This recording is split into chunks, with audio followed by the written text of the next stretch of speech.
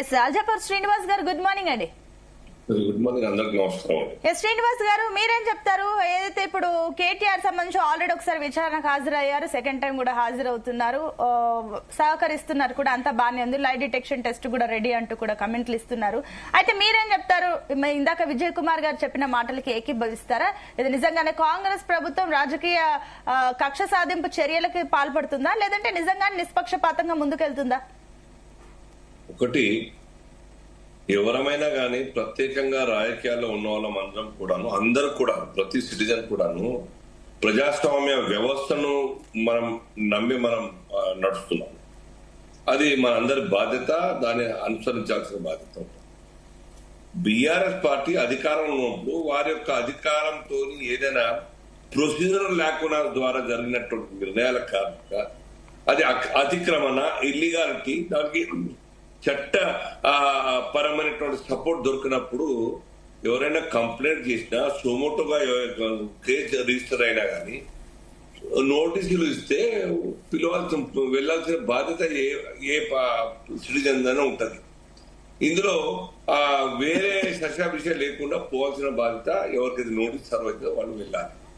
దానికి రాజకీయంగా రంగు పొలిమి ఏదో ఒకటి కావాలని చేస్తున్నారని చెప్పడం అన్నది అది బహుశా అది మంచి కాదేమో. ఎస్, నేను నోటీస్ ఇచ్చింది ఏసీబీ కోర్టు, నేను వెళ్తానని చెప్తే గౌరవంగా ఉంటే వెళ్తున్నట్టుగా చూస్తా ఉన్నా, వెళ్తా అని చెప్పి ఇంతకుముందు వెళ్ళినారు, ఇప్పుడు వెళ్తా ఉన్నారు.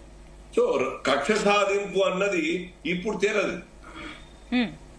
ఏసీబీ వారు రిజిస్టర్ చేసినటువంటి కేసు ద్వారా ఈ యొక్క సర్కార్ ప్రొడ్యూస్ చేయలేనటువంటి సాక్ష్యాలు ఏమైనా ఉంటే ఉండి కూడా సాక్ష్యాలు ప్రొడ్యూస్ చేయకుంటే రెండు పార్టీలు కూడా ఒక్కటైనట్టుగా మేము భావిస్తాం భారతీయ జనతా పార్టీ.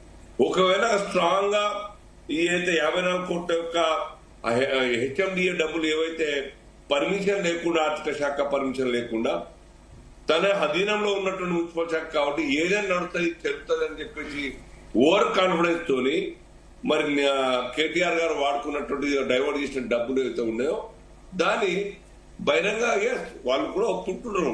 తప్పేమన్నది పెద్ద తప్పు కాదని ఒప్పుకుంటా ఉన్నారు. దాన్ని కూడా కాగ్నిజెన్స్ గా తీసుకొని ఏసీబీ ఫైండింగ్స్ ఇస్తే పొరపాటు తప్పు అని ఫైండింగ్ ఇస్తే దాన్ని డిసైడ్ చేస్తే కోర్టు. అంటే ఒకటి శ్రీనివాస్ గారు, మీరు అంటున్నారు తప్పు అని చెప్పేసి ఇట్లా అంటున్నప్పుడు మరి ఈ విషయంలో ఈడీ కానీ సిబిఐ కానీ ఎంటర్ అయ్యే ఛాన్సెస్ ఉన్నాయా? ఇప్పుడు ఈడీ గానీ సిబిఐ గానీ వారు ఎప్పుడు ఎంటర్ అవుతారు? మనీ ట్రాన్సాక్షన్స్ ఆ యొక్క లావాదేవీలు జరిగినప్పుడు ఈడీ ఇన్వాల్వ్ అయ్యే అవకాశం ఉంటుంది. సిబిఐ స్టేట్ గవర్నమెంట్ పర్మిషన్ ఇవ్వాలి, అలో చేయాలి. ఈడీకి స్ట్రాంగ్ కేసు దొరికినప్పుడు సంబంధించినటువంటి ఆ లావాదేవీలో వీరందరూ కూడాను ఇన్వాల్వ్ అయ్యి ప్రభుత్వ అధికారులు, దాంట్లో సెంట్రల్ గవర్నమెంట్ యొక్క ఎంప్లాయీస్ ఉండి లేకుండా ఇంకేదైనా ఉంటే వాళ్ళ పరిధిలో ఉన్నప్పుడు వాళ్ళు ఇన్వాల్వ్ అవుతారు సిబిఐ వాళ్ళు. కానీ ఇక్కడ ఓన్లీ కాంగ్రెస్ ఏసీబీ వాళ్ళు కాంగ్రెస్ తీసుకున్నారు, వాళ్ళు నోటీస్ ఇచ్చినారు, ఏసీబీ మరి కోర్టుకు వెళ్తా ఉన్నారు. దాంట్లో ఫేస్ చేయని కదా, ఫేస్ చేసినంత మాత్రాన కోర్టు నోటీసులు ఇచ్చినంత మాత్రాన మీరు కన్విక్ట్ అని ఎట్లా భావిస్తారు? Let court decide the fact, ఏం జరిగిందన్న విషయం.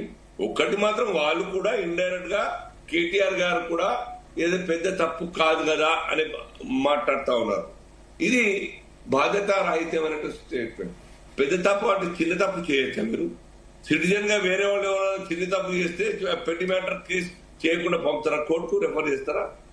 సో ఒక రెస్పాన్సిబుల్ పొలిటికల్ లీడర్ గా, దట్ టు మినిస్టర్ గా, పార్టీకి వర్కింగ్ ప్రెసిడెంట్ గా ఇటువంటి మాటలు మాట్లాడుతుంది. ఏది అతిక్రమణ ఏది జరిగినా చట్ట విరుద్ధమే, దానికి ఎవరమైనా బాధ్యులుగా ఉండాల్సిందే.